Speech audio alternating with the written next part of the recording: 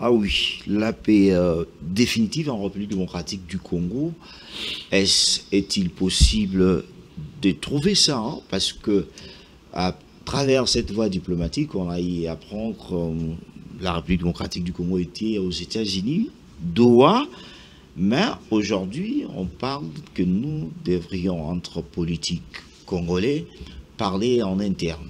Et parler en interne avec qui comme médiateur, avec qui comme participant, parce que les autres iront au moins loin pour dire que la Synco, les CC ne sont pas crédibles.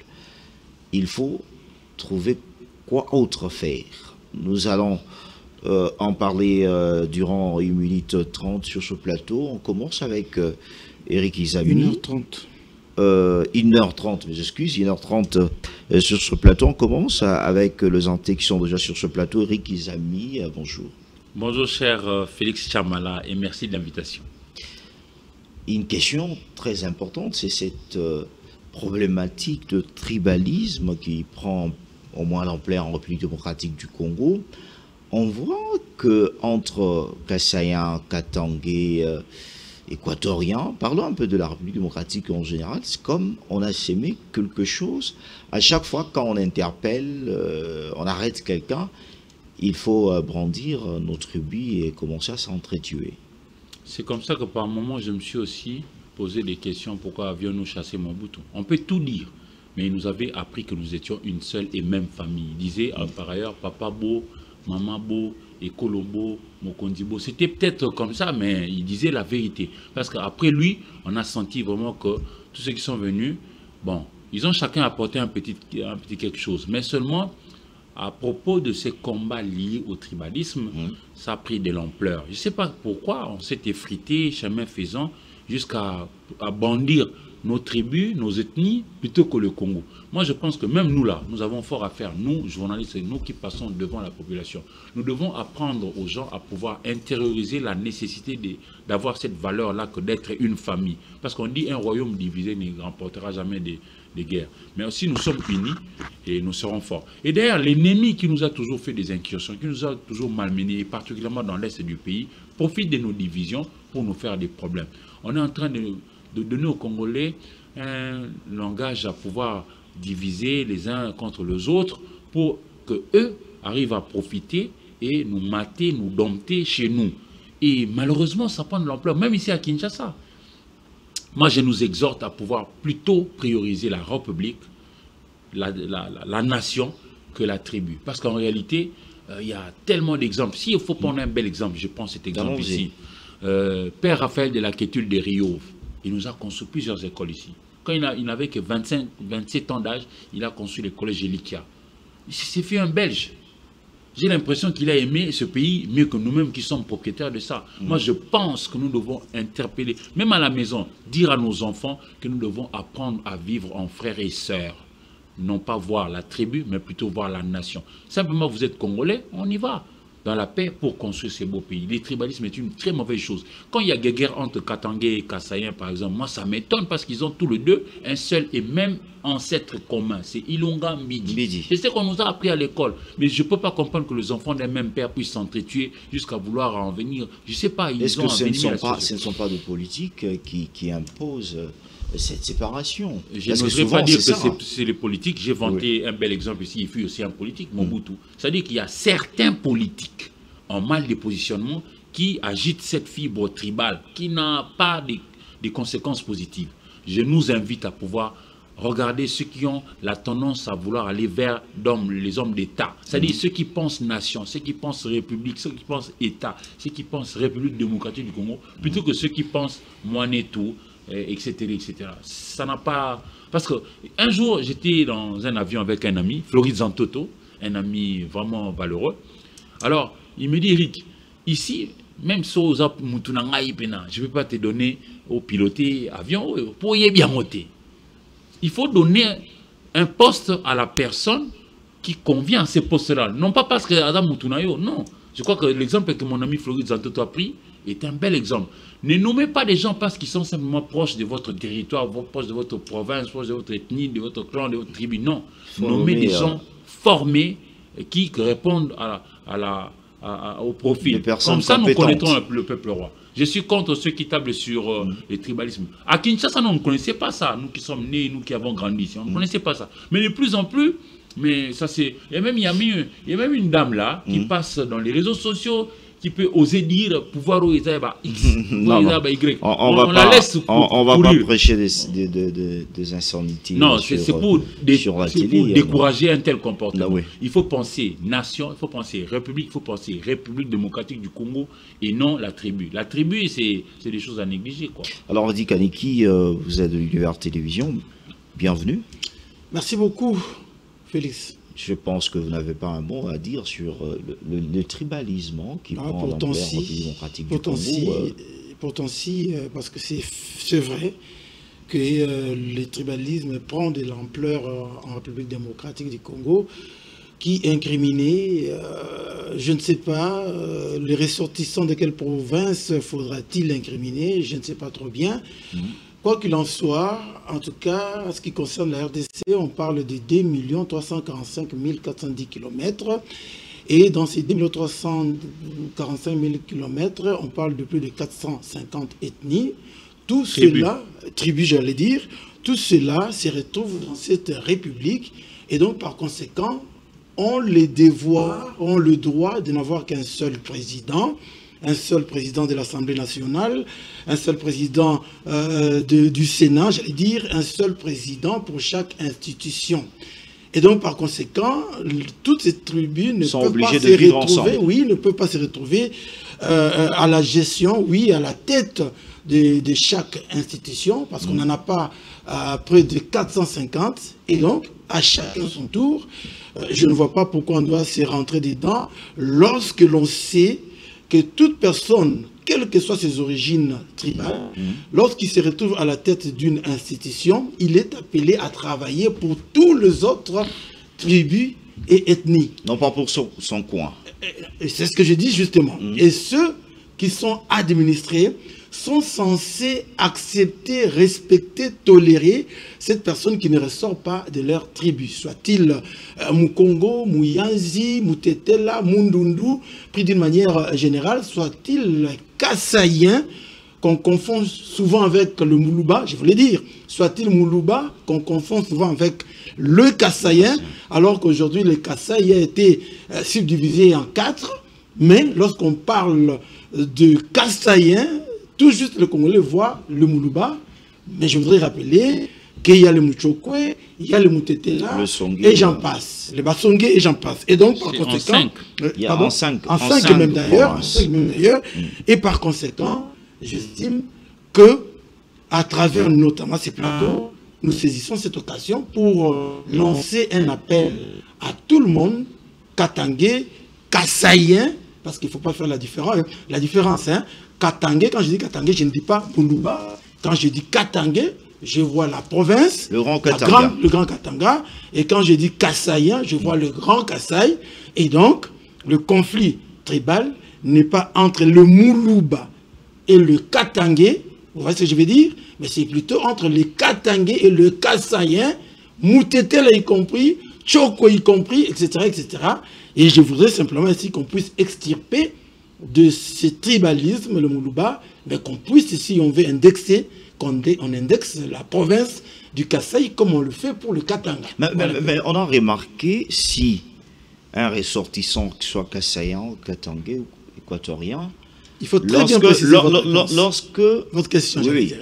Il est arrêté, les gens de l'aire tribu s'élèvent pour dire que nous sommes maltraités parce que nous ne sommes pas au pouvoir au moment où on retrouve certains de membres, de cadres de cette Félix, moi je vais suivre votre regard. Oui. Je vais suivre votre regard. Vous dites, on constate que lorsque un sortissant d'une province est interpellé par peut-être la justice. Mais je voudrais suivre votre regard. Je voudrais suivre votre regard. Moi, j'ai pas vu un Kassaïen qui a été arrêté. Je ne dis pas Moulouba, je dis un Kassaïen qui a été arrêté, et je vois les autres Kassaïens qui s'élèvent.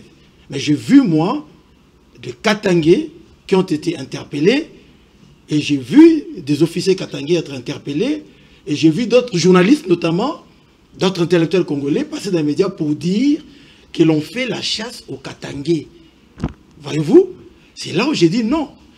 Il faut prendre le taureau par les cornes, Félix. Il faut dire la vérité, que c'est les Katangés qui font plutôt passer un discours comme pour dire que le régime de Kinshasa, qu'ils considèrent non pas comme kassaïen, mais plutôt comme un régime Luba. Vous voyez ce que je suis en train de dire? Alors c'est ce régime Luba qui est en train de faire la chasse au Katangé. Alors j'ai dit que c'est une manière erronée de voir les choses, de présenter l'affaire. À partir du moment où Joseph Kabila partant, laisse la plupart des hauts officiers militaires comme étant non pas des Katangais, mais plutôt des Swahiliphones, il est tout à fait normal que cette armée ayant plus de Swahiliphones à la tête, lorsqu'il y a un cas notamment des traîtrises, notamment des mégestions, etc., le calcul étant fait, le pourcentage, si vous voulez, le taux ferait en sorte que ce soit sur 10, au moins un Katangais. Alors, qu'on ne dise pas qu'on interpelle les gens à cause de leur tribu, mais qu'on dise la réalité, on interprète les gens pour mes gestions, pour mes conduites, pour les actes qu'ils ont posés. Merci. Nico Faye, bienvenue. Merci, estimé. Je pense qu'il n'y aura pas un rappel. Pour aujourd'hui, on parle de tribalisme. Pourquoi le rappel peut manquer? Je pense qu'aujourd'hui... Le rappel ne connaît pas le sujet. Le rappel, c'est englobe tout. Je dois rappeler à mon peuple que l'actuelle constitution a empêché au régime de défendre la cité de Bunagana. Ça fait 1123 jours que l'actuelle constitution a empêché au régime de défendre la cité de Bunagana. Même situation pour la ville de Goma, qui est le chef-lieu de la province du Nord Kivu. 169 jours, nous disons 169 jours que l'actuelle constitution a empêché au régime de défendre la ville de Goma. Même situation pour la ville de Bukavu, 149 jours. 149 jours, s'il faut tabler en termes de mois, c'est presque 5 mois. Et jour J moins 12. Jour J moins 29, vous allez m'excuser, il y a une erreur. 29 jours qui nous séparent de la saison sèche. Parce qu'on pensait que pendant cette saison sèche, nous allions avoir, on allait avoir de bonnes atteindre 0 trou. Mais je crois, la réhabilitation des routes. Nous sommes le 19 juillet. Mais encore il y a 2 mois. Non, moins de 2 mois. Officiellement, la saison de pluie commence le 15 août. Officiellement. Septembre. Août. La saison sèche de pluie. La saison sèche ne fait que 3 mois. 15 mai, 15 septembre. Mais ça, c'est 4 mois. Mais ça, c'est 3 mois, du 15 mai au 15 septembre. Mais oui, la saison sèche. La saison sèche officiellement commence le 15 mai pour terminer le 15 septembre. 15 août. Non, septembre. Au 15 septembre. Au 15 septembre. Septembre, il ne peut jamais y avoir reprise des cours pendant la saison sèche. Pendant la saison sèche. La saison sèche... Soyez devant votre micro. La saison sèche n'a que 3 mois. Ah oui. Et ces 3 mois commencent à courir le 15 mai, officiellement. Ok. 15 mai, 15 juin, 15 juin, 15 juillet, 15 juillet, 15 août. 3 mois. C'est-à-dire, Bumba a que un mois. Pas Bumba, le régime. Vous avez une mauvaise habitude de chercher à condamner les uns en épargnant les autres. C'est lui qui, c'est Bumba qui dirige la ville de Kinshasa. La ville de Kinshasa a un statut particulier. On dit la République démocratique du Congo, si elle est encore République démocratique du Congo, a 25 provinces, plus la ville de Kinshasa. La ville de Kinshasa a un statut particulier. Il y a de routes à Kinshasa, de la compétence exclusive du gouvernement central. Oui. Lorsque vous prenez l'avenue de Poids-Lourd, qui est aujourd'hui en lambeaux, vous n'allez pas imputer cela au gouverneur. Non. Au gouvernement central. Non, non. Mais oui, il y a de grandes artères. Le boulevard 30 juin, c'est le gouvernement central. Le boulevard Lumumba, qui a plus de 1 milliard de trous. Là, vous exagérez au moins. Attends, non, s'il te plaît, il ne faut pas rire. Est-ce que prenons seulement les tronçons, oui. entrée abattoir, jusqu'au Bitabé, il y a combien de trous? Même pas 1 milliard. Pas 1 milliard. Non, mon frère, pourquoi vous ricanez? Pas 1 milliard parce que vous. Si cela relevait de la compétence de la ville, oui, vous auriez accepté. Mais quand vous avez entendu que ça relève du gouvernement central, maintenant vous voulez épargner les dirigeants du gouvernement central. Non, on connaît vos jets. On vous connaît très bien. Vous avez déjà imputé tout sur le gouverneur. Maintenant, quand on parle du gouvernement central, vous voulez émarger certaines personnes. On n'épargne pas. Continuez. Attends, parce qu'on doit entrer dans le débat. Est-ce que tu vois l'état du boulevard Lumumba? Tu peux être d'accord en tant que Congolais? Boulevard Lumumba. Avenue de Poids-Lourd et Koufi. Tu trouves ça normal? Boulevard, avenue de Poids-Lourd. Tronçon 16e et 17e. Mais quand vous dépassez pour déboucher des bonhommes, vous devez passer par la station Shell. Tu trouves ça normal? Saute mouton des bonhommes. Dans quel état? Et vous voulez qu'on dise là, si c'était Bumba, vous allez dire, oh Bumba. Allons-y, continuons, nous voulons aller dans le débat. Et il y a encore potopoto pendant ce je sèche. Éthiopie victoire. Ah oui. La catastrophe. Éthiopie potopoto. Vous avez même amené ça. Je vais chercher le potopoto. Nico Faye. C'est-à-dire vous déambulez partout pour avoir le potopoto. Non, il veut seulement pas venir raconter sa vie. Il veut venir avec... il veut Poids-Lourd de bonhomme vers Shell. Bakinois Bokende Kotala, avenue de Poids-Lourd, dans le niveau à Shell de bonhomme. Il veut qu'on dise quoi? Alors, on entre dans le débat. 572 jours depuis que le régime nous a placés dans cette situation dont on ne s'est pas nommé. Vous êtes sans ignorer que le mandat de 2019 avait commencé le 24 janvier. Le mandat étant de 5 ans, j'ai toujours posé cette question. Je pose, comment expliquer qu'un mandat de 5 ans qui commence à courir le 24 janvier, qu'on l'on assiste à une autre cérémonie d'investiture le 20 janvier 2024. Le 24 janvier 2019, les mandats de 5 ans.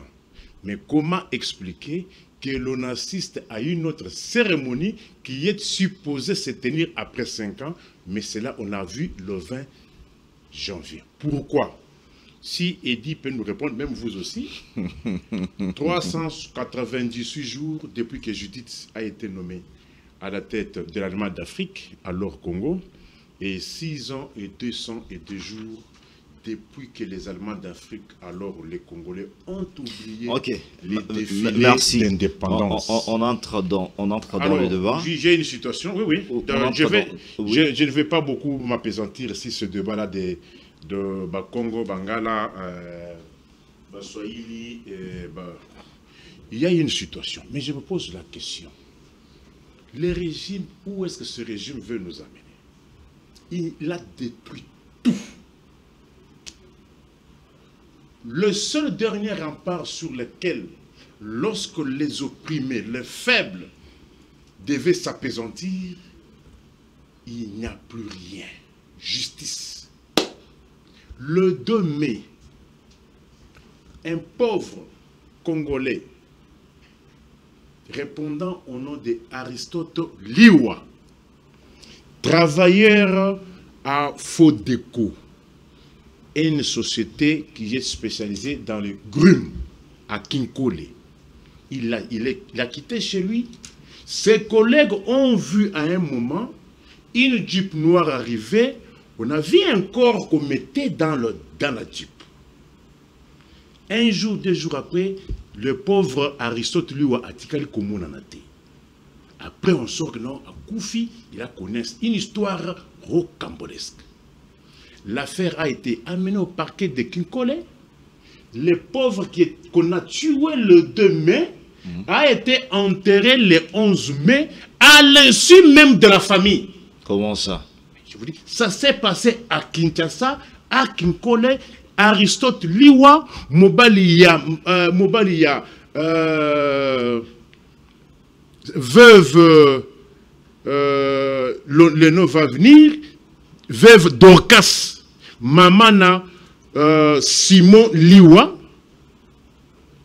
travailleur chez Fodeco, une histoire de droit chinois, spécialisé dans le grume.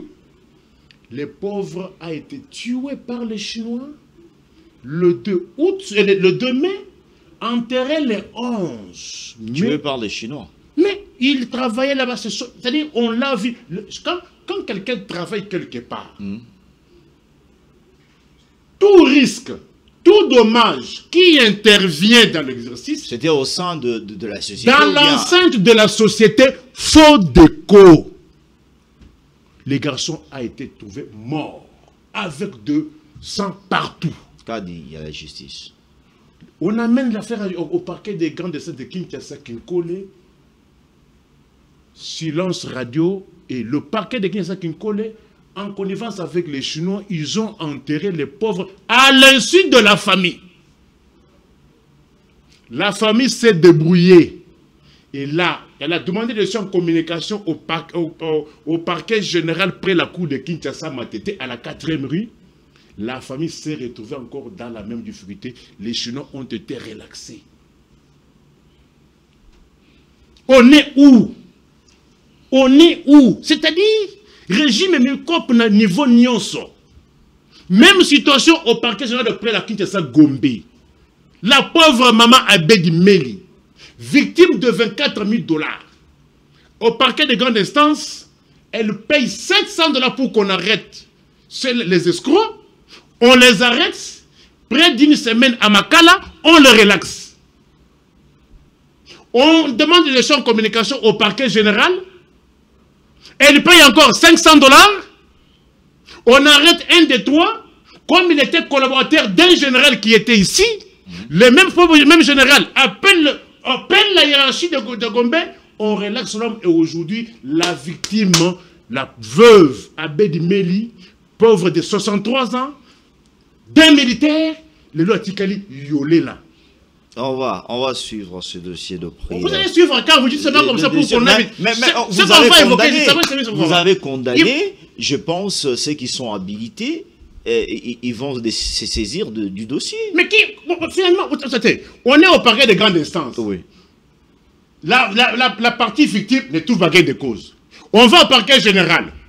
Même situation. Mais quand vous dites que non, c'est qui encore? Ben vous dénoncez pour avoir une bonne solution. Vous n'irez encore nulle part. Même si les cas sont les gens. Alors, on entre dans les sujets. On entre dans le sujet. Oui. Je suis partiellement d'accord avec Eric lorsqu'il dit Mobutu a réussi au moins à mettre tout le monde ensemble. Mais entre-temps, il évoque encore le cas de Kyungu. Est-ce que l'estimé Eric connaît ce qui s'est passé en 1991-92? Le plus long cimetière du monde, de Kalemi à Ilebo, c'était Souki. Soyez devant le micro. C'était Souki. Le plus long cimetière du monde. Kalemi, Ilebo, c'est combien de kilomètres? Les gens mourraient zélan.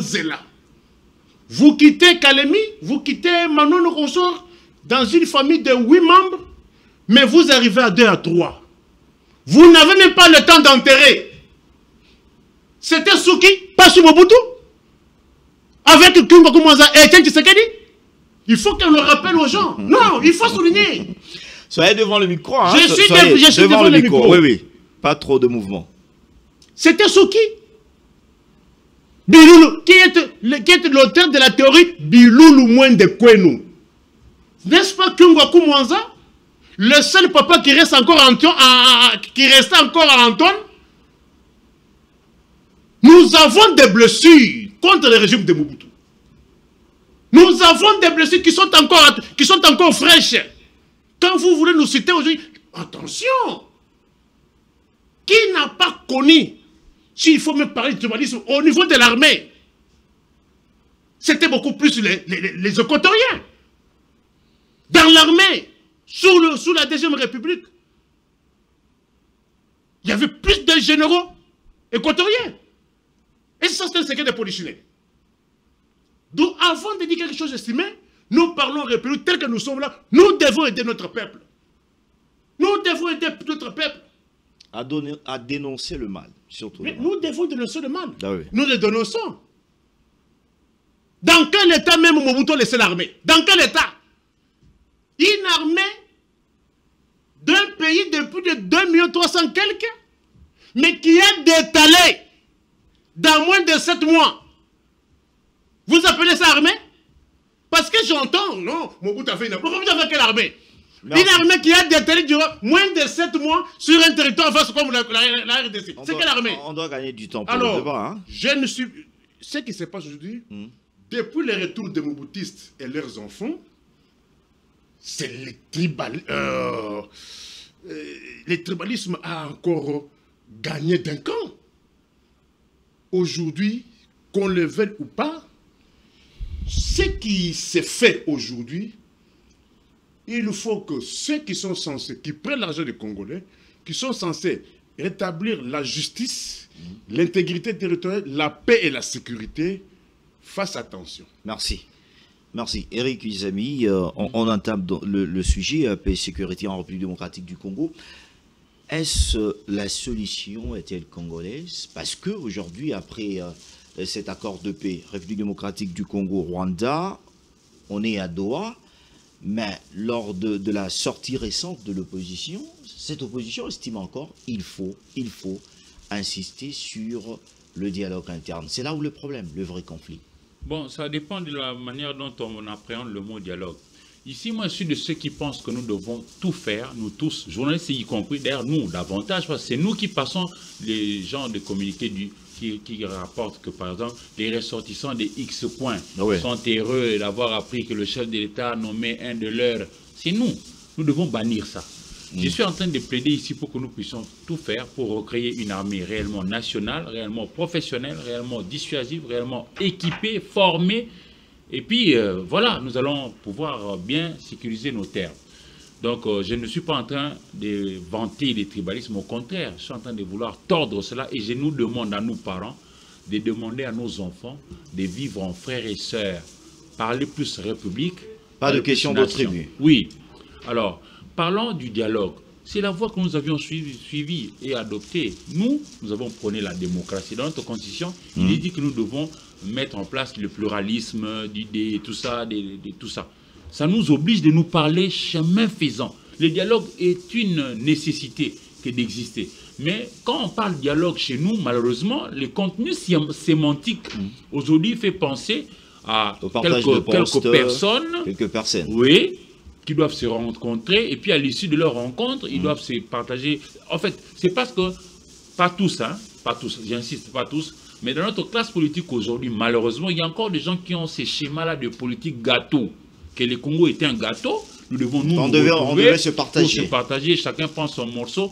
Si tu n'as pas pris un petit morceau, c'est alors que tu rentres encore pour aller pactiser avec l'ennemi, venir avec les armes, commencer à violer les femmes, commencer à tuer les enfants, leur empêcher d'aller à l'école et de faire leur chant. Nous devons décourager ces comportements. Alors, le dialogue, pour moi, ça ne me choquerait pas. Mais seulement que ce soit un dialogue qui priorise, encore une fois, la nation. Qu'avons-nous comme problème?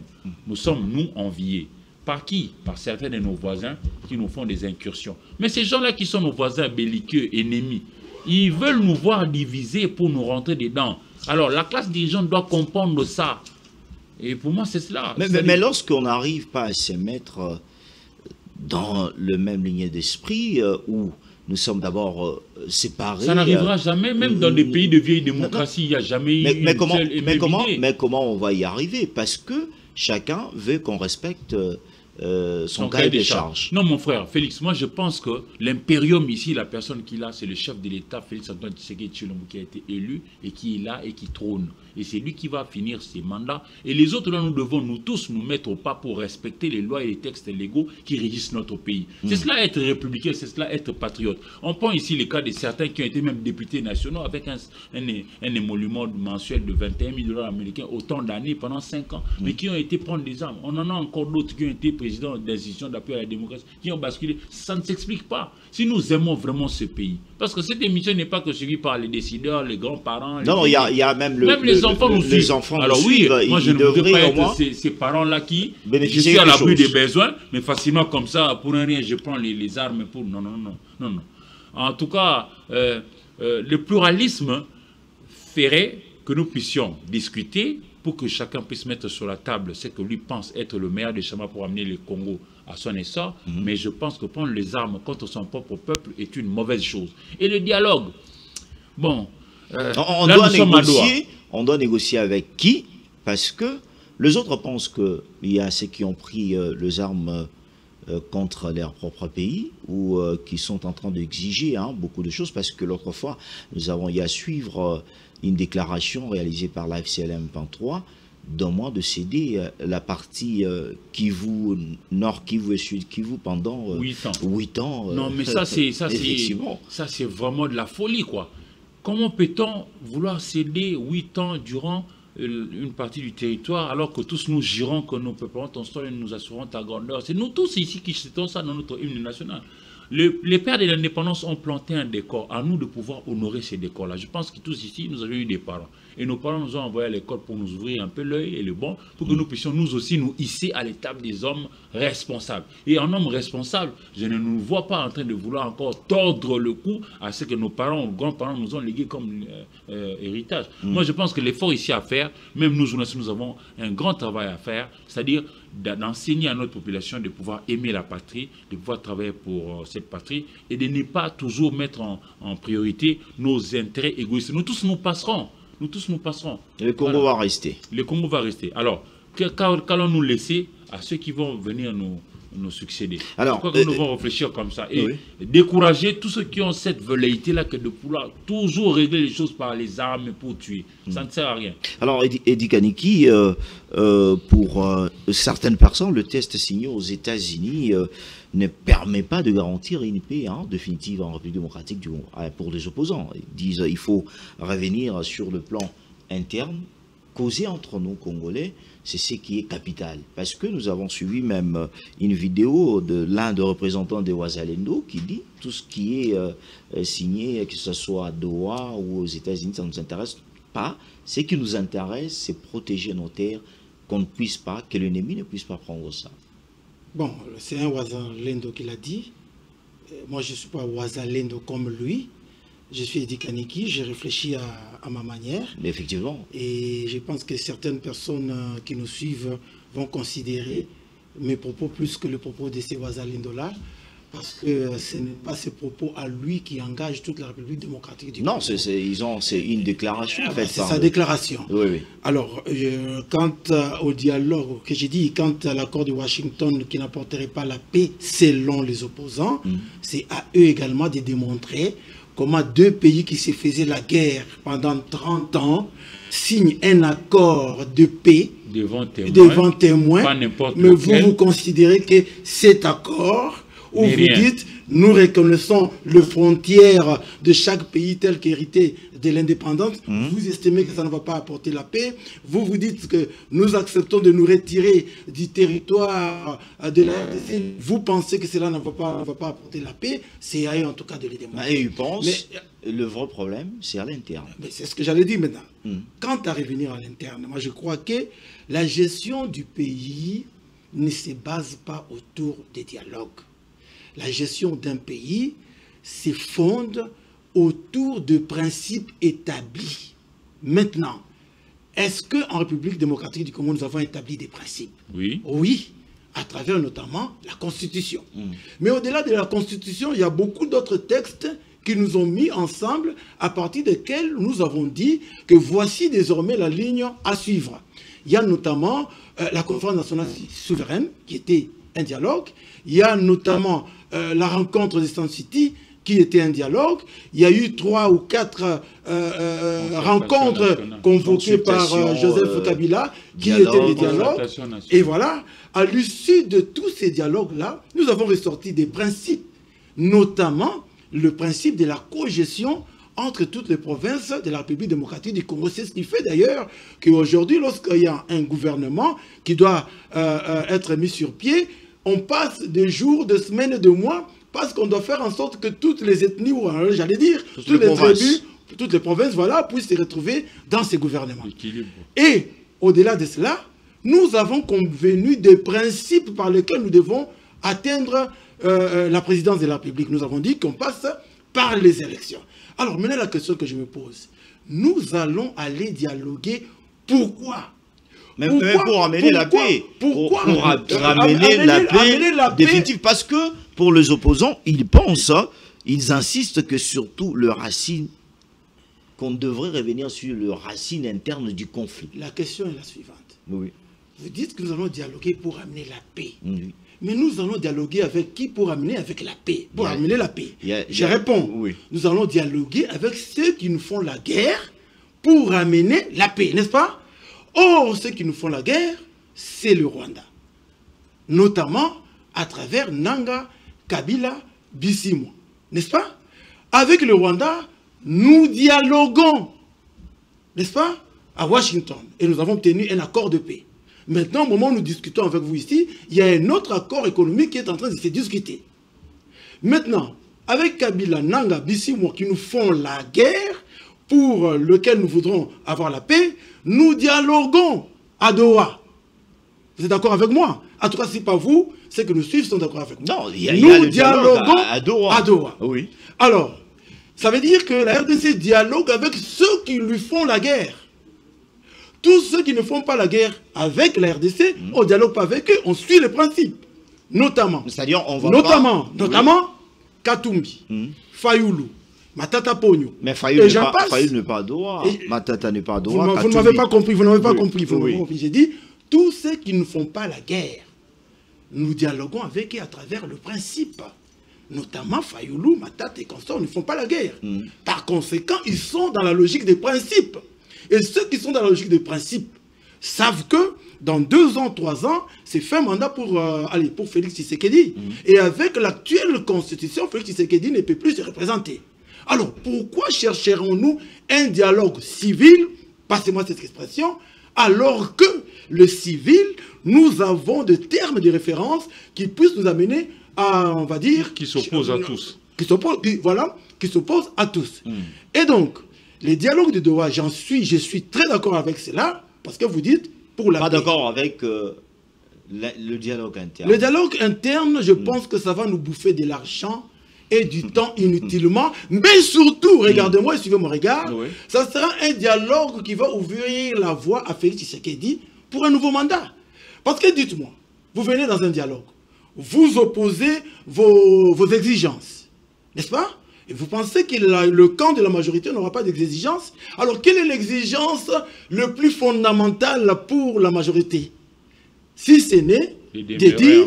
encore. Mais voilà. Aller au-delà de deuxième mandat. Pourquoi chercher un dialogue qui va permettre à celui qui pourrait terminer son mandat dans 2 ans de poursuivre encore? C'est-à-dire, tout le travail réalisé par le prêtre catholique et les CC...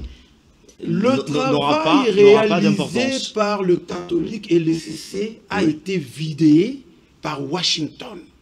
Parce que le catholique et le CC parlent de la paix pour le Grand Lac, j'oublie la dénomination complète, de la paix au Grand Lac. Mais on va faire ces dialogues au Grand Lac pour quelle raison, alors que c'est depuis 30 ans que tous nous ne parlons que du Rwanda qui nous agresse. Et donc, le Rwanda qui nous agresse, avec qui on devait faire ces dialogues, notamment de l'ECC, on se rend compte qu'on a déjà signé des accords à Washington. Et le président, le ministre des Affaires étrangères rwandais, tous sont d'accord avec cet accord. Merci. Et nous avons un pays comme les États-Unis, nous avons les Nations Unies, nous avons la France, tous qui soutiennent cet accord qui est notamment l'émanation de la résolution 2773. Alors, Nico Faye, On parle ici d'un dialogue interne que l'opposition, hein. Toutefois, on avait vu lors de la rencontre Fayoulou et Félix Antoine Tshisekedi, Fayoulou déclarait que le président de la République devrait recevoir le prêtre catholique et ceux de l'ECC afin de mettre en place comment on peut aller à un dialogue. Alors, aujourd'hui, l'opposition pense que tout ce qui s'est passé, Doha, États-Unis, tout ce qui se passe, il n'y aura pas une paix garantie définitive. Alors, il faut, entre nous, sur le plan interne, causer pour trouver des solutions. Est-il possible d'y arriver au moment où Edi Kaniki pense que ça n'a pas d'importance pour l'instant, pour dialoguer entre nous? Bon, je crois que ce sont des choses que j'ai déjà évoquées moult fois, bien que Kinshasa avait fait la sourde oreille. Aujourd'hui, Kinshasa a compris que la paix qu'il avait été incapable d'imposer, la sécurité qu'il avait été incapable d'imposer, la tranquillité qu'il avait été impossible d'imposer, la salubrité qu'il avait été incapable d'imposer, aujourd'hui, il est contraint de faire avec. Après avoir perdu de territoire et après qu'il y ait des pertes en vies humaines. La première option pour un État n'est pas de négocier. C'est de faire quoi? La première option d'un État, c'est d'imposer la paix, d'imposer la sécurité, d'imposer la tranquillité et d'imposer la salubrité. Ce n'est pas ce qui est fait par le régime de Kinshasa. Il fait quoi? L'ordre public part. Une diplomatie agissante. Toi, tu as déjà vu dans l'ordre public la diplomatie? Mais non, vous avez parlé compte tenu. Est-ce que dans l'ordre public, il y a la diplomatie? D'imposer la sécurité totale. Est-ce qu'on doit imposer la sécurité par la diplomatie? Où est-ce que vous avez appris ça? On impose la sécurité, la tranquillité, la salubrité par la force. Par la force. Ce n'est pas signé les accords avec les États-Unis. Lorsque vous voyez déjà un État recourir à la diplomatie, c'est-à-dire au niveau du monopole de contraintes physiques, il y a faille. Il y a faille. Tous les grands référents ne vont pas vous dire ça en sciences politiques, non. Quand on dit l'ordre public est troublé, qu'est-ce que ça dit? C'est-à-dire, Bunagana ne peut pas être occupé. Goma ne peut pas être occupé. Bukavu ne peut pas être occupé. Nyiragongo ne peut pas être occupé. Massissi ne peut pas être occupé. C'est ça l'ordre public. L'ordre public impose la paix, impose la sécurité, impose la tranquillité et la salubrité. Impose. Écoutez bien mes mots. Impose. Voyez ce que Mobali fait, Benjamin Netanyahu. Il parle de ma division. Il impose. Aujourd'hui, il est sur combien de fronts? Au nom de la prévention, de la sécurité interne des Israéliens. Il frappe l'Iran. Il frappe la Syrie. Il frappe le Yémen. Il frappe le Liban. Il frappe la Palestine. Au même moment. Un petit pays de plus ou moins 27 000 km². Construit depuis combien d'années? Oui. Quand est-ce qu'on a créé l'État d'Israël? 48. Et vous? Quand est-ce qu'on a créé l'État d'Israël? 48. Vous voulez me dire quoi? Et quelle économie résiliente? Un petit pays de moins de 15 000 millions d'habitants qui impose sa loi dans 6 pays au même moment. Je pensais qu'il a dit qu'il impose la paix. Soyez devant la paix là, c'est quoi? Non, mais je pensais qu'il avait dit qu'il impose la paix. Il anticipe pour la sécurité interne. Israël est en paix. Pour la sécurité interne. Israël est en paix. Mais oui. Il n'est pas seul, il y a quelqu'un qui est derrière lui. Ah, mais vous, c'est toujours comme ça. Mais finalement, Nico Faye. vous êtes comment? Il y a toujours des prétextes. Bon, vous, quels sont maintenant aussi vos prétextes? C'est-à-dire tous les efforts fournis. Moi, je ne parle pas d'efforts. Oui.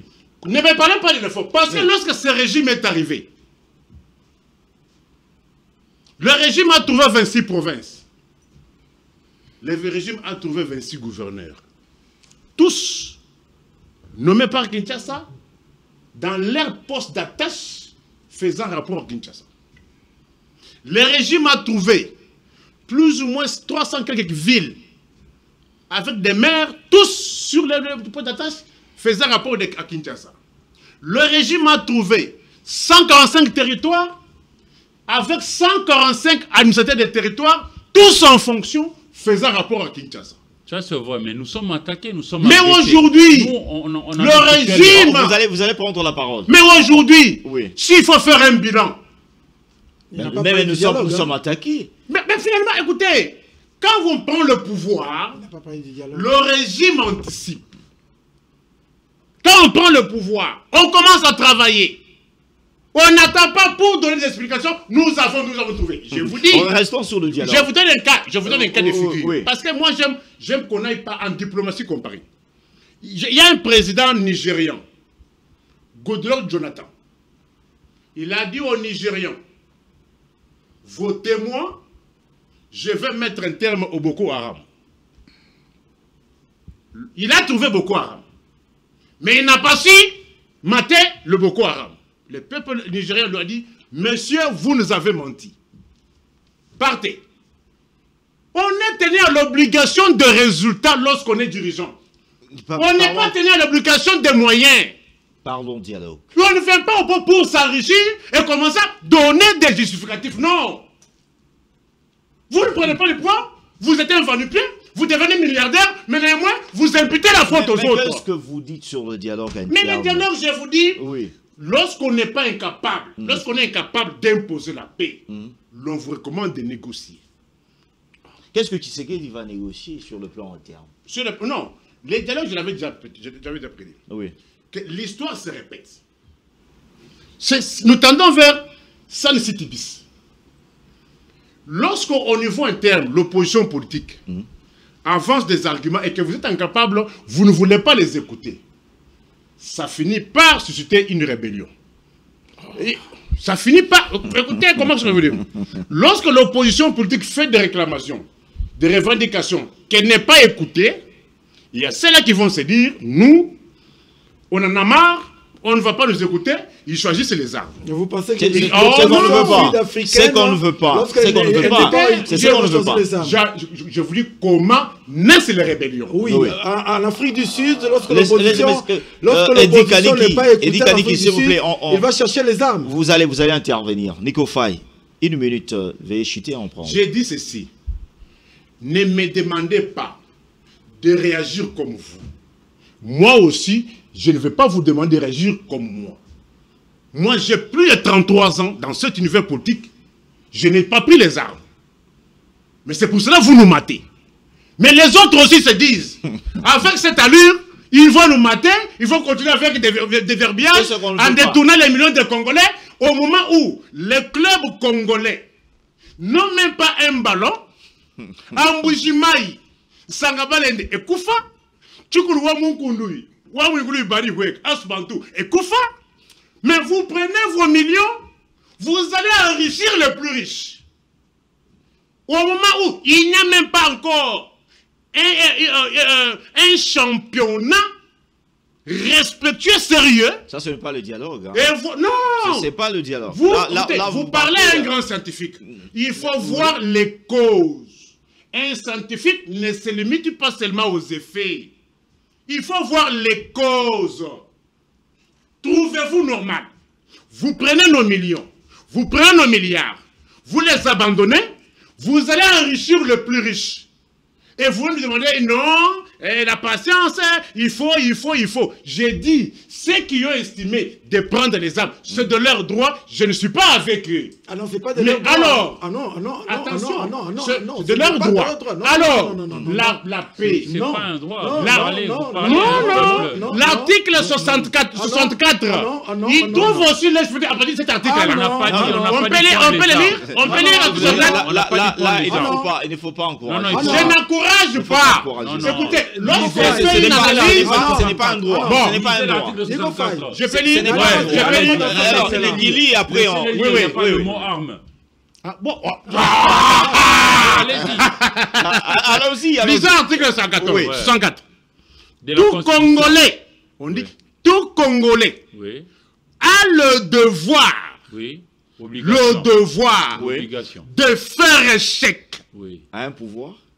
Écoutez, le devoir, l'obligation de faire échec. Allons-y, nous voulons la suite de... À tout individu ou groupe d'individus qui prend le pouvoir par la force ou qui l'exerce en violation des dispositions de la présente constitution. Ce n'est pas moi. C'est-à-dire, moi j'ai opté pour l'opposition politique. Mais il y a aussi ceux qui ont opté pour l'opposition armée. Écoutez, on ne parle pas de s'opposer sur le plan. Attends, alors, qu'est-ce que nous disons? On a perdu le temps. On a perdu le temps. J'avais dit cela en son temps. Que pour qu'on arrive à la paix, il faut négocier avec ceux qui troublent l'ordre public. Qu'est-ce à dire? Il faut que Kinshasa, Aboukama Peka, qui négocie avec Goma. Doha est là. Doha est là. C'est ça que je suis en train de dire. Parce que hier, le langage n'était pas celui-là. Parce qu'il faut vous rappeler. Vous le langage d'hier, c'était que non, on ne va pas négocier. Vous avez perdu des années. Allez, vous vouliez qu'on dise on va négocier. Vous avez perdu des années. Mais sans avoir les moyens d'imposer la paix. Or, il fallait... Non, j'ai fini. Vous allez arriver même une minute Non, le débat, la parole doit circuler. Qu'est-ce que je disais? Je l'ai prédit. Et les gens, je suis l'œil de l'aigle. J'avais dit que Kinshasa ne traîne pas le pas. S'il veut avoir la paix, que Kinshasa ait son courage, il n'a pas su imposer la paix, qu'il négocie avec Goma. Et puis... Goma. Oui, Goma. Quand je parle de Goma, c'est-à-dire ceux-là qui détiennent Goma. Parce qu'il faut rappeler qu'aujourd'hui, que ce soit Moukontombolo, que ce soit Vital, que ce soit Judith, que ce soit Michel, ne peuvent plus avec les autorités Goma. Ils sont autorités de Goma. Ils sont pas autorités de Goma. Aujourd'hui, il y a ceux-là aussi qui sont autorités de Goma. Merci. Qui négocient avec eux. Et l'opposition politique, pourquoi j'ai dit 1+4, lorsqu'il y a eu 1+4, il y a eu Kinshasa en son temps, RCD Goma, MLC, qui avait les armes, qui se sont tapés la part du lion, et l'opposition politique qui était embarquée comme un mouton de panurge. Merci. Eric Izabi, vous avez écouté Nico Faye. Il a soulevé beaucoup de questions, dialogue, on peut parler dialogue, mais la cause profonde en République démocratique du Congo.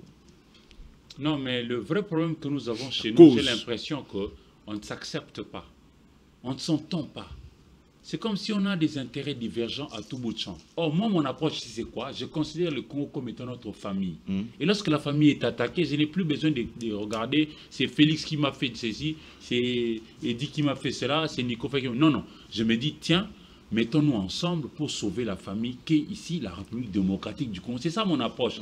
Je ne suis pas ici en train d'encenser un politique qui serait en train de bien gérer le pays comme à la manière de maman Merkel en Allemagne. C'est pas ce que moi j'ai dit. Non.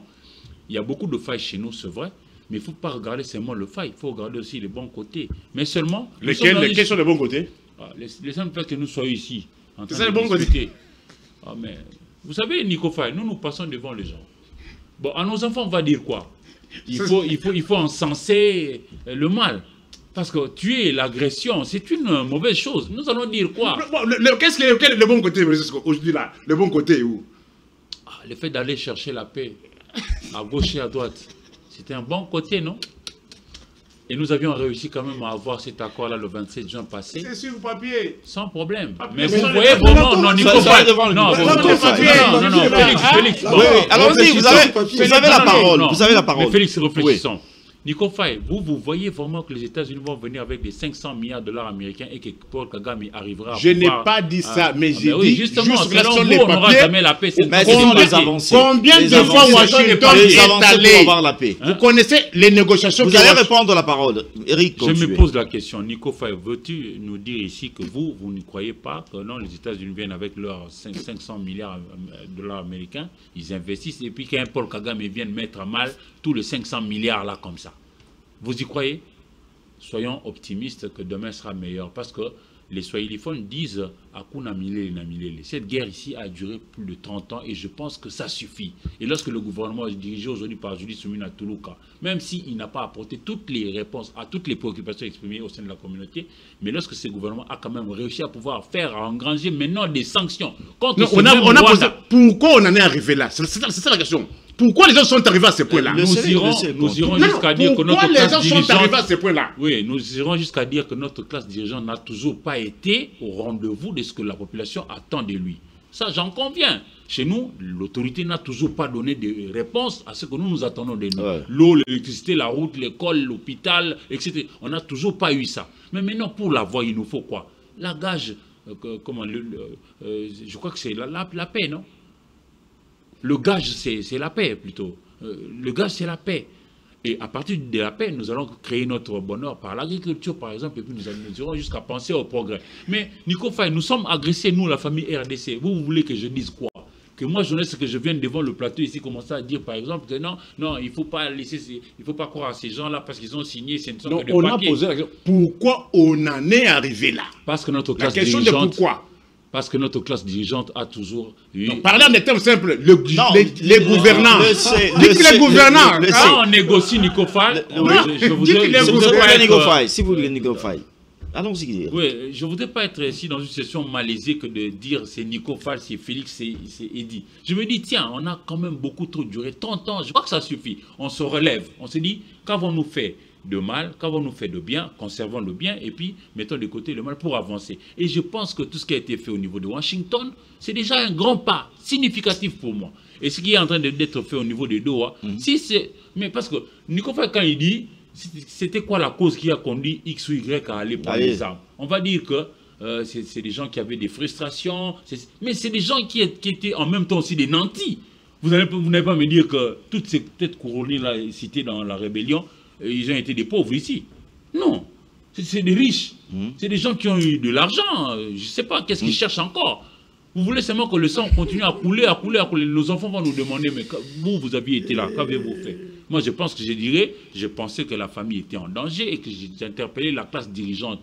Mettons-nous au travail, mettons de côté cette histoire d'aller prendre des armes pour tuer ses propres frères, tuer ses propres... Vous savez, le temps ne nous attend pas. Hein. Nos voisins ici, quand vous les observez, ils sont en train peut-être d'avancer. Pourquoi pas nous? Moi, je pense qu'il est temps que nous aussi, surtout nous qui passons devant la population, et dans cette population, il y a nos aînés, il y a des gens qui sont plus rôlés que nous, il y en a plus expérimentés que nous, plus intelligents que nous. Alors, nous ne devons pas venir ici faire l'apologie de la guerre et puis dire que non, vous n'avez pas imposé, vous n'avez pas imposé. À un certain moment, la Chine n'était pas ce qu'elle est aujourd'hui. Hein. Alors, voilà. Donc, nous aussi, nous pouvons faire un effort pour redevenir ces géants d'Afrique. Les bons côtés. Oui.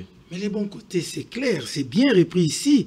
Premier bon côté de cette histoire, c'est que nous réaffirmons tous, le Rwanda et nous, l'engagement mutuel de respecter la déclaration de principes signée par toutes les parties.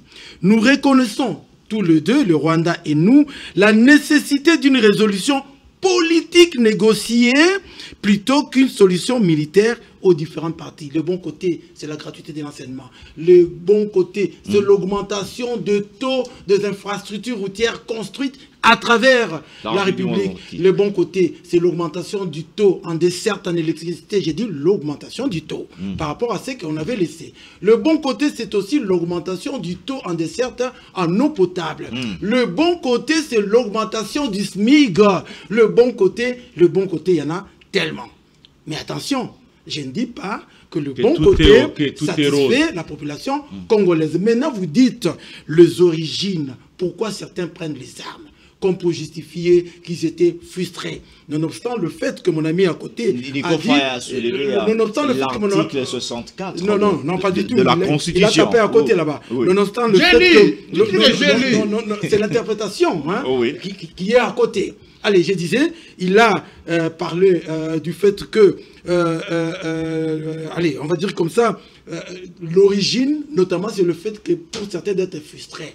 Mais frustrés pourquoi? Alors que ce sont des personnalités qui sont les plus riches de la République. Quand vous prenez Joseph Kabila, quand vous prenez Nanga, parmi les personnalités les plus riches, donc ils n'ont pas été frustrés. Maintenant, quand on a voulu chasser Mobutu, on a dit qu'on l'a chassé parce qu'il était dictateur. Quand on vient chasser Laurent Désiré Kabila, on le chasse pourquoi? Parce que la population a été frustrée? Ah, pas du tout. On le chasse parce que le Rwanda avait déjà des velléités en République démocratique du Congo. Ça n'a rien à voir avec les frustrations locales. Quand on chasse, on fait partie de Joseph Kabila. Non, avant que Joseph Kabila ne parte, il y a eu 3-4 rébellions successives. Successives, j'allais dire. Est-ce que ces rébellions-là, venues de l'Est, c'était parce que le Congolais était frustré? Vous pensez? Quand il y a eu Kundabatoire et j'en passe, c'est parce que le Congolais de Kinshasa était frustré. Ils ont prêté le flanc au Rwanda. En quoi faisant? Faux et archi faux de dire que pour le Congolais, c'est lorsqu'ils sont frustrés par le régime, alors qu'ils vont prendre les armes. Et maintenant, quand Félix Tshisekedi arrive, pourquoi le rwandophone, accepté que je l'appelle comme ça, prenne des armes? Est-ce que c'est parce qu'on a cassé le mur de la parcelle de Godépoï que le rwandophone sont allés prendre des armes? Vous pensez que c'est ça? Est-ce que c'est parce qu'il y a l'opération démolition à Kinshasa qu'ils sont allés prendre les armes? Ah non! Voilà pourquoi on vous dit, l'origine de l'insécurité à l'Est n'a pas pour provenance les Congolais. L'origine de l'insécurité à l'Est a pour provenance le Rwanda à travers ses anciens ressortissants que nous avons acceptés ici chez nous par le canal de la Constitution qui reconnaît que est Congolais toute personne qui avait son ancien lorsque la RDC est devenue indépendante. Et donc, ne faisons pas l'amalgame de penser que si mon frère, dont je regrette, dont il a parlé, qui a disparu, meurt à Kinshasa, par conséquent, certaines personnes iront prendre les armes comment vous dites ça, à l'est de la République. Faux et archi faux. Voilà pourquoi je dis, et je redis, le dialogue à Kinshasa maintenant n'est pas opportun dans la mesure où tous ceux qui sont à Kinshasa sont régis par des principes bien établis. Et même lorsque vous êtes frustré, il y a également des principes et des méthodes et des mécanismes établis pour pouvoir répondre à votre frustration, vous remettre dans votre droit. Une question. Si vous êtes Godépoï, je vous en prie Félix, vous êtes Godépoï, vous estimez qu'on a marché, on a empiété sur votre parcelle, ne dites pas, si j'étais, j'irais. Dites plutôt, lui il est député national, donc il doit faire confiance à sa justice. Dites plutôt, je suis frustré, je vais saisir les instances appropriées et tous nous verrons qu'au moins il a saisi les instances, mais c'est les instances plutôt qui l'ont décidé. Alors, voilà. Une question directe, y a-t-il crise ou pas en République démocratique? Il n'y a pas crise, il n'y a pas crise, il n'y a pas crise, il n'y a pas du tout crise. Il n'y a pas du tout crise, je vais vous démontrer, il n'y a pas de crise. Voilà, il n'y a pas de crise, pourquoi? La présidence ou l'institution président est en bon terme avec l'institution Parlement, Sénat, Assemblée nationale. L'institution Assemblée nationale est en bon terme avec l'exécutif. L'exécutif en bon terme avec, comment vous dites ça, le cours des tribunaux. Alors la crise, vous la voyez où? Lorsque l'opposition monte au créneau, ça aussi c'est prévu par notre Constitution. Pas comme étant une crise, mais plutôt comme un moyen d'expression de certains Congolais appelés minorités qui mettent sur la place publique. Ça, ce n'est pas une crise. Il y a plutôt agression. Cette agression du Rwanda en instrumentalisant le Congolais nanti, mécontent d'avoir perdu le pouvoir et qui veulent revenir au pouvoir par les armes. C'est-à-dire, pour vous, pour l'instant, on doit se concentrer sur ce qui concerne la République démocratique du Congo, l'accord de paix RDC-Rwanda, comment on doit y arriver pour que cet accord doit être respecté par le Rwanda mais tout est prévu. Et la République démocratique du Congo, et aussi que ce qui se passe à Doha, que c'est l'AFCLM 23 je voudrais ne puisse pas aller au-delà de demandes qui ne sont pas tout non, à fait... je voudrais rappeler, oui. je voudrais rappeler Félix, que l'accord est, j'allais dire comme ça, un retombé de la résolution 2773. Parce que la plupart des alinéas, la plupart des déclarations que vous trouvez dans l'accord se retrouvent déjà dans la résolution 2773. Ah ouais. Et donc, la résolution 2773 a donné à intimer l'ordre et au Rwanda de se retirer et à la rébellion, appelons ça comme ça, de cesser immédiatement les armes. Ça veut dire que la RDC a les soutiens au niveau international. Maintenant, l'accord a été parfait également par l'intermédiaire qui est les États-Unis. Il a posé une meilleure question. Pensez-vous qu'avec les 500 milliards de dollars sur 15-20 ans promis par les États-Unis, vous pensez qu'il va s'aventurer d'accepter que Kagame revienne pour trouver la République, la République démocratique du Congo? Nous ne pensons pas. Nul. Au-delà. Les États-Unis n'ont rien fait de bon, hein, où ça? Dans le monde. Oui, mais s'ils n'ont rien fait de bon dans le monde, ils les feront. Combien de fois ils ont dit... Moi, je suis d'accord avec vous. Combien ils ont dirigé les négociations entre Israël et Palestine? Combien d'années? Ils n'ont rien fait. Ils parlent de l'Israël. Et Palestine. Cette question, c'est parce qu'on n'a pas le temps. Effectivement. Nous, on a le temps. Ici, moi, je croyais qu'ils voulaient nous démontrer qu'Israël était en paix. Je pose la question aux spectateurs. Est-ce qu'aujourd'hui, vous qui nous suivez, vous pouvez dire qu'Israël est en paix? Vous pouvez le dire? Lorsque déjà vous ne savez pas dormir, ne sachant pas si demain c'est l'Iran qui va envoyer ses missiles, ou demain c'est le Hamas, etc., le Yémen, et je ne sais pas quoi. Alors on va faire dernière parole. Je termine en disant que Nico Faye commet l'erreur de condamner ceux qui n'ont pas réparé les trous de la capitale. Oui. Plutôt que de condamner ceux qui ont tué 10 000 morts, c'est plus de 10 000, hein, depuis le mois de janvier seulement. Ah oui. Je ne l'ai pas entendu dire ici que ceux qui ont pris les armes et par qui les Congolais sont morts sont des personnes à condamner et même à condamner à mort. Mais au moins, il les a là, pas encouragés. Il dit non, il dit c'est leur droit. Allez, quand vous dites c'est leur droit, vous encouragez quelqu'un à mettre en œuvre ses droits. C'est ça l'erreur. Et donc, les Congolais doivent comprendre que Nico Faye, en défendant les Quinois pour obtenir de bonnes chaussées, il aurait mieux fait de défendre les Congolais dans l'ensemble pour qu'ils puissent non pas perdre la vie de cette manière-là à cause des personnes qui ont été nantes. On est en train de chuter, on va partager un peu le quelques minutes, Nico Faye. Je voulais un peu que vous puissiez parler du dialogue, malgré que vous êtes en train de parler de causes. C'est parce qu'on n'est pas frustré, il y a certains qui sont frustrés. Est-ce que aujourd'hui, ceux qui sont à Doha, le rebelle AFC 23, peuvent accepter les conditions qui seront requises par la République démocratique du Congo? Ah! Estimé, qu'est-ce que vous me racontez? D'abord, aujourd'hui, si l'on vous pose la question, entre Kinshasa et Goma, qui cherchait les négociations? C'est Goma qui cherchait. Qui cherchait les négociations? Qui s'opposait? Kinshasa. Est-ce qu'il avait la force de mater cette opposition? Est-ce qu'il avait la force?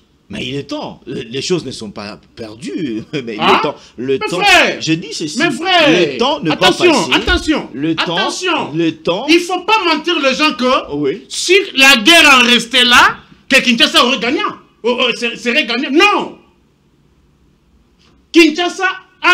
Le régime de Kinshasa a pris le pouvoir le 24 janvier 2019 avec 2 345 km². Qu'il a l'obligation, qu'il a le devoir de protéger. En vertu même, jusque-là, je leur repose toujours disposition constitutionnelle, qui ne veulent pas aussi me rencontrer. Je leur repose l'article 74. Du serment, moi, Antoine, je mets parce qu'il y a des points, moi, Antoine Chilombo, élu président de la République démocratique du Congo, je jure solennellement devant Dieu et la nation d'observer, de défendre la Constitution et les lois de la République, de maintenir son indépendance et l'intégrité territoriale.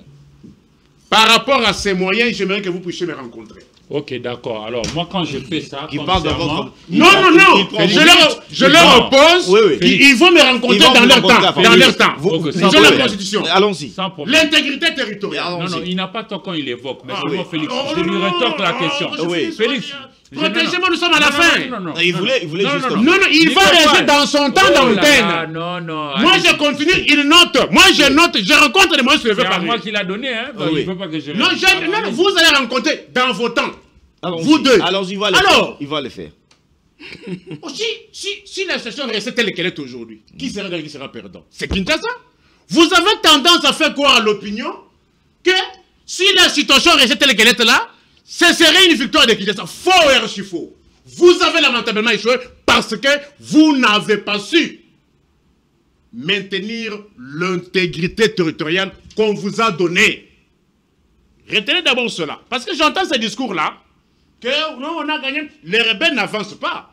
Les rebelles n'ont pas vocation à avancer. Ils peuvent se contenter des territoires et puis se limiter là-bas. Mais c'est ce qu'on nous fait. Au contraire, c'est Kinshasa qui a l'obligation, qui doit avoir le monopole d'initiative. Pas plus longtemps que 2 jours. Qui a attaqué? Et Kinshasa, c'est complet de dire non, ils ont violé le cessez-le-feu. Entre Kinshasa et qui a intérêt à décrier? Kinshasa n'a pas vocation à décrier, mes frères. Je vous comprends. Il ne faut pas parler ça à un politologue.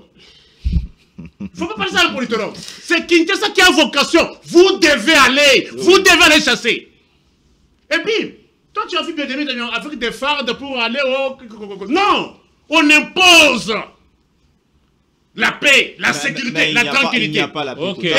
Il n'y a pas la paix totale en Israël. Et aujourd'hui, il n'y a pas la paix totale. J'entends et dit des points positifs. Quel point positif? Il a cité. Quel point positif? Il a cité certains points. C'est un point positif. Oui. Quand vous venez, vous trouvez une sardine à 800 francs. Aujourd'hui, la sardine à 2500. C'est un point positif? Non, c'est un point négatif. Vous trouvez un savon brillant à 250 francs. Maintenant, il est à 1000 francs. C'est un point positif ou négatif? Point négatif. Alors, moi, je réponds. Vous trouvez un savon Munganga à 180 francs. Aujourd'hui, à 600. C'est un point positif. Vous trouvez Ibicap Oyo, et 100 francs, 200 francs. Aujourd'hui, à 1000 francs. C'est un point positif. Citez-moi le point positif. Le point positif.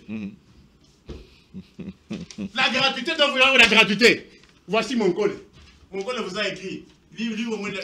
Ça, c'est la gratuité de la maternité. C'est mon collègue. Mais lisez la réponse de mon collègue. De la maternité. J'ai dit, lisez mon collègue. Lisez mon collègue. Il faut être clair. La gratuité de la maternité. Moi, j'ai lu ce que mon collègue vous a écrit. La gratuité de l'enseignement. Aujourd'hui. Ah oui. Pourquoi les élèves commencent à quitter le secteur public? Il n'y a presque plus d'éducation. L'enseignement est au rabais. Arrêtez un peu. Aujourd'hui, est-ce que vous savez que depuis l'avènement de cette histoire de... Parce que la gratuité, il faut souligner que la gratuité... Vous parlez de quelle gratuité? Parce qu'il y en a deux. Que ce soit primaire, enseignement de l'enseignement. Oui. Il faut d'abord dire à l'opinion que la gratuité n'a pas commencé avec ce régime. Deuxième point. Deuxième point. Est-ce que vous savez que depuis qu'il y a eu cette prétendue gratuité, qui en réalité, il y a toujours des frais qu'on paye, et puis, faites un constat, dans le secteur privé, les frais scolaires ont galopé. Pourquoi? On a compris que là-bas, il n'y a plus d'éducation. Certaines mamans m'ont appelé. De l'école cardinal Mosengo, les frais scolaires sont passés de 570 $ à 1050 $. Mais ici à Kinshasa. Mais vous pensez que si le secteur public était attrayant, les parents partiraient vers le secteur public où ça coûte cher? Non. Il y a des élèves qui évoluent là-bas tout le temps. La majorité de ceux qui vont dans le secteur public, ce sont ceux-là qui se disent toi, la solution, merci. Mais les parents responsables ne vont pas là-bas. Écoutez, allez par exemple à Sévigné. Certains parents de Sévigné m'ont dit on a exigé 85 000 francs pour la participation aux examens, mais à Sévigné, on demande 50 $. Mais ils ne quittent pas là-bas. Pourquoi ils refusent Pourquoi il refuse là où il y a la gratuité? Mais là, oui, merci. Pourquoi il y a la gratuité? C'est-à-dire, là, il n'y a rien. Le régime est en train de tout détruire. Merci. Il recommande aux gens d'aller vers la justice. Quelle justice? Quelle justice? Mais j'évoque d'autres cas. Trouvez-vous normal que quelqu'un se plaigne, propriétaire d'une parcelle, qu'il trouve un militaire dans sa parcelle, il va porter plainte à l'auditoire de Gazou d'Engaliema. Le plaignant se voit appelé par l'auditeur. Le plaignant arrive dans le bureau de l'auditeur, Dadi Zozo et Soso, pour la propriété se trouvant sur l'avenue Kingangala, numéro 3, quartier Mbangu, commune d'Engaliema. Se voit tabasser dans le bureau de l'auditeur. S'il vous plaît. On est dans le bureau par un civil. Laissez les autres. On ne fait rien. Et il porte plainte. L'affaire est pendante devant le parquet général. Vous avez besoin de la réponse d'Edi Kadi. Mais entre-temps, la personne est occupée par ceux-là qui ont tabassé. Quelle justice vous recommandez aux gens d'aller? Vous avez besoin de la réponse. Félix, les Congolais ne sont pas les On vous répond. Oui, les Congolais ne sont pas les humains sur terre. Moi, je reconnais qu'il y a beaucoup de failles, beaucoup de problèmes dans notre communauté. Je le reconnais. Je ne dis pas non plus que chez nous, ici, les autorités sont en train de bien gérer, tout est rose. Ce n'est pas ça mon propos. Mais j'ai appris quelque chose de Muhammad Ali. Autrefois, Cassius Clay, il disait, en boxe, l'essentiel n'est pas de se savoir par terre. Mais l'essentiel, c'est plutôt, c'est sachant par terre comment faire pour me relever et poursuivre. Vous avez évoqué ici que le chef de l'État a hérité des 145 territoires, etc. Maintenant, on en compte moins que ça. C'est vrai ce que vous dites. Mais il faut dire qu'en son temps, Charles... Non, s'il vous plaît. S'il vous plaît. Je n'ai rien dit. Moi, je n'ai rien dit. Allons-y. Je n'ai rien dit. Eric, allons-y. Nous sommes presque à la fin. Pour que la loi du progrès existât, il eût fallu que chacun voulût la créer. Ce n'est pas le chef de l'État qui a demandé à Nanga d'aller prendre les armes pour tuer les gens. À chacun de faire son métier. Ah oui. C'est pas lui qui a demandé, Jean-Jacques Mamba, vas-y là-bas pour trahir la nation. Moi, je crois que chacun de nous devra faire son boulot. Et c'est cela. Nous sommes par terre, c'est vrai, mais l'essentiel, c'est de nous dire, non, on ne peut pas rester, demeurer par terre. Non, relevons-nous, mettons-nous ensemble, mutualisons nos énergies et nos intelligences pour que nous puissions rencontrer ce qui est prévu dans notre Constitution. La gratuité à laquelle vous faites allusion est une bonne chose. Hugo disait en son temps, les Misérables 1, 2, 3, lorsqu'on ouvre une école, c'est une prison que l'on ferme. Mais la gratuité là que vous évoquez, c'est aussi dans la Constitution, non? Ce n'est pas une mauvaise chose en réalité. Lisez aussi les Mongols par rapport à la gratuité. C'est pas moi qui présente l'émission, c'est Félix. Non, pas autant des prérogatives. Donnez-moi cette lettre. Je vais la lire. Oui, donnez-moi la lettre. Je vais la lire. Merci beaucoup. Jouer son rôle et que si chacun de nous remplit correctement sa tâche, je pense que le vache sera bien gardé. Alors, avant de passer la parole, j'ai dit, pour au moins qu'on puisse écrire. Annonce à la patientèle. Le centre hospitalier Moncollet se voit contraint à partir du 7 juin 2025 de suspendre temporairement le service de maternité et de néonatologie gratuite assurée via la convention avec le Fonds de solidarité de santé, programme de la couverture santé universelle. Cette mesure fait suite aux arriérés de paiement non réglés par le Fonds depuis octobre 2024. Nous regrettons sincèrement d'en arriver à cette mesure justifiée par la sauvegarde de notre équilibre financier et notre engagement à assurer de soins contenus à la population. Notre mission de donner accès à des soins de qualité accessibles à tous demeure. Nous œuvrons pour un rapide dénouement de cette situation avec le Fonds de solidarité de santé. Par exemple, pour ces cas, Félix, on te dit, par le gouvernement, nous devons prendre X options. On a levé l'option, désormais c'est la gratuité de la maternité. On donne l'argent pour ce faire. Un Congolais lambda, c'est la responsabilité de qui? C'est la responsabilité de qui? Mais vous, le juriste là. C'est la responsabilité de qui, mes frères? Vous m'effrayez. Vous m'effrayez. Vous prenez des engagements pour le maquisme, pour le populisme. Vous êtes incapable. Vous avez tout détruit. S'il vous plaît. Même l'enseignement, beaucoup fuient aujourd'hui. Je viens de lire. La raison, c'est quoi? La raison de la suspension, c'est quoi? Qui va vous répondre. Oui, la raison de la suspension. La raison de la suspension, c'est quoi en fait? Ils ont dit, ici, quand je lis, on dit... Cette mesure fait suite aux arriérés de paiement non réglés par le fonds depuis octobre 2024. Alors, arriérés de paiement, le terme là, c'est la première fois que vous l'entendez. Je comprends pas. Mais entre-temps, la structure fonctionne comment? Laissez, parce que nous sommes presque à la Entre-temps, la structure fonctionne comment? Nico Faye, s'il vous plaît. Vous n'allez pas me dire que dans vos études, vous avez eu 100%. On dit 7 mois. Je vous en prie. Les gens fonctionnent comment? Il parle, il est dans son temps, Nico Faye. On achète les matériels comment? Les médicaments comment? Vous parlez ensemble avec moi, vous me dérangez. Vous n'allez pas me dire que pendant vos études, 7 mois, vous obtenez 100%. Mon frère, s'il vous plaît, vous avez normalisé les impayements. Mais laissez Eddy Kaniki s'exprimer. Qui peut vivre avec un paiement de 7 mois? Qui? Vous en prie. Comment vous voyez des milliards? Je vous retire la parole. Je vous retire la parole. Écoutez, c'est très difficile plus précisément, le chiffre indique que, alors que mon collègue écrit ça, je pose à mon collègue ce que je lis.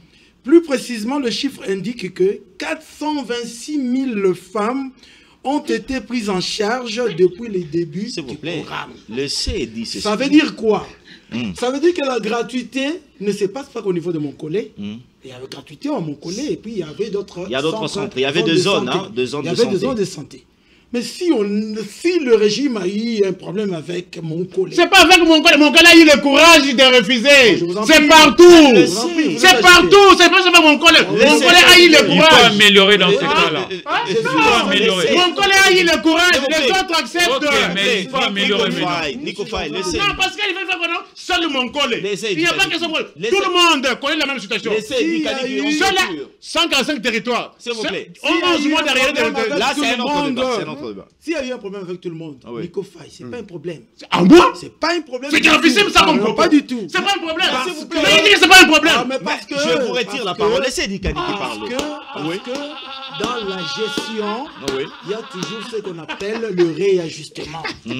Moi, je ne vois pas pourquoi lui, il est étonné. Comme si lui, pour passer de classe, il avait 100% à l'école. Comme si à l'université, lui, il faisait 100%. 7 mois, Nico Faye. Et votre apaisement. Les gens sont impayés 7 mois. Il dit que c'est normal. S'il vous plaît, Eddy Kaniki, clôturez. Nico me donne l'impression de ne pas écouter, mais de toujours jacasser. Il doit écouter. Nul n'a dit ici que la situation est normale.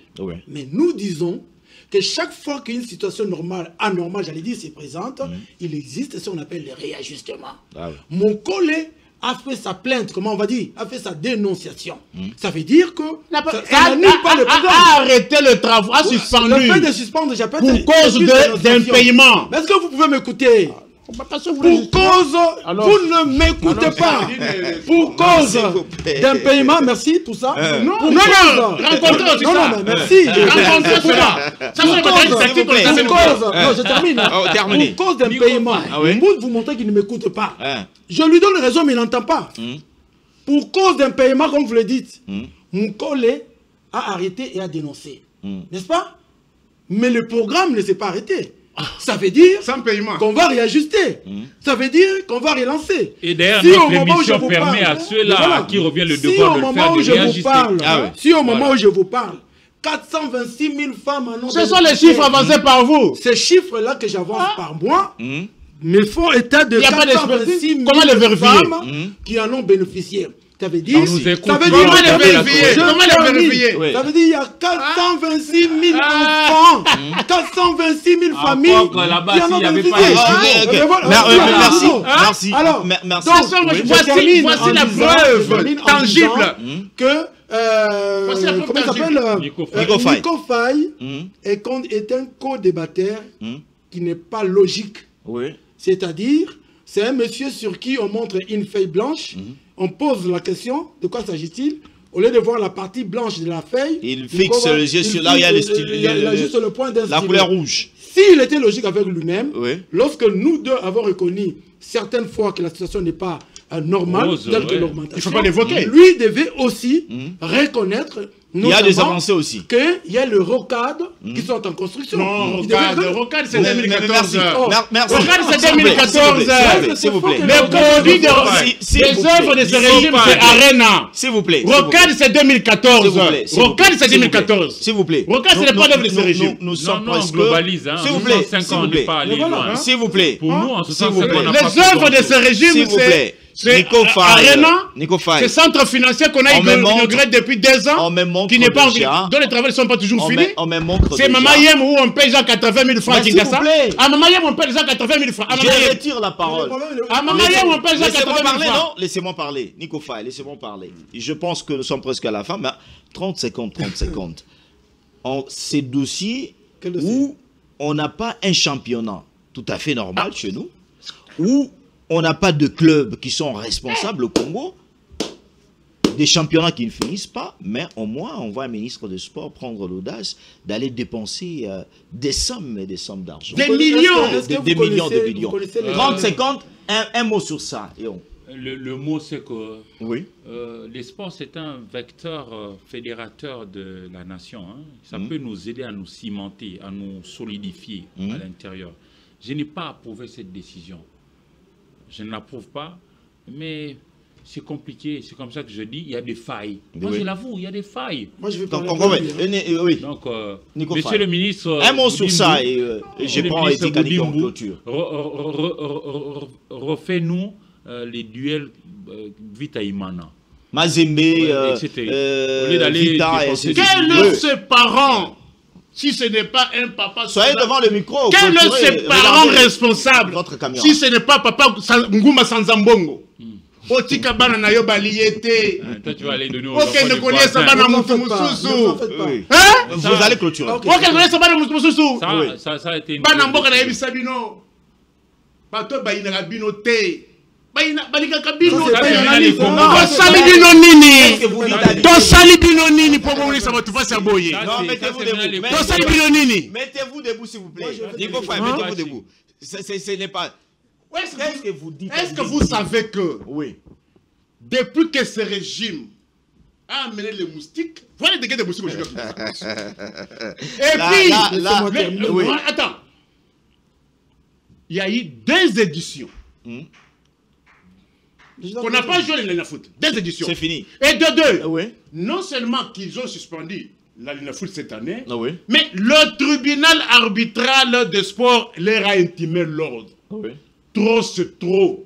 On ne paye pas. Non. Vous, qu'on reprenne le championnat. Merci. Mais merci. Il est dit qui clôture. Écoutez. 30 secondes. Désolé. Moi, j'appuie. Vous appuyez la décision de Boudimbo. J'appuie. Au moment où parce que, écoutez-moi, il y a des équipes qui vont même des transports. Ça n'a pas l'indépendance. J'appuie parce que il s'agit d'un ministère. Et un ministère a des projets. Un ministère a un canevas. Asbantou est où? Mbongo Sport est où? Il y a des Chikura Mugundu, il y a des Kabacha, Bukavudawa, il y a 3 des équipes. Je dois terminer. Mais finalement, est-ce que le budget dépensé pour cette raison-là était-il prévu pour le championnat? Merci. Mais qui doit affecter les dépenses? S'il vous plaît. Qui affecte les dépenses, mon frère? Nico Faye. Non, ce sont les matériels didactiques. Vous avez pris l'argent de RAM et de MyGod. S'il vous plaît. Vous voulez encore prendre l'argent de poste? S'il vous plaît. Non, c'est le matériel didactique. Nico Faye, on va vous remettre vos matériels. Prenez. Voici vos matériels. Il n'a pas rencontré. Non, il va les faire prochainement. Mesdames, Mesdemoiselles, Messieurs, merci Eddy, merci à Eric, merci à Nico d'accepter notre invitation devant Cypress. Je pense que vous êtes nombreux. L'essentiel est de s'aimer entre nous. Je pense qu'il ne faut pas trop aller dans le tribalisme. Le tribalisme ne construit pas le pays. Pourquoi? Parce que certaines de personnes pensent que lorsque notre frère, notre ami est arrêté, on doit aller commencer à dire que non, on est en train de nous infliger, nous les ressortissants d'eux, nous les ressortissants. Non, parmi tant d'autres, il y a ceux qui font du bien. Et ceux qui font du bien, il faut les féliciter. On se retrouve la semaine prochaine, le week-end. Vous allez retrouver cette émission en rediffusion. C'est bien dimanche, demain à 10h juste. Que le bon Dieu puisse garder la République démocratique du Congo. Merci, au revoir.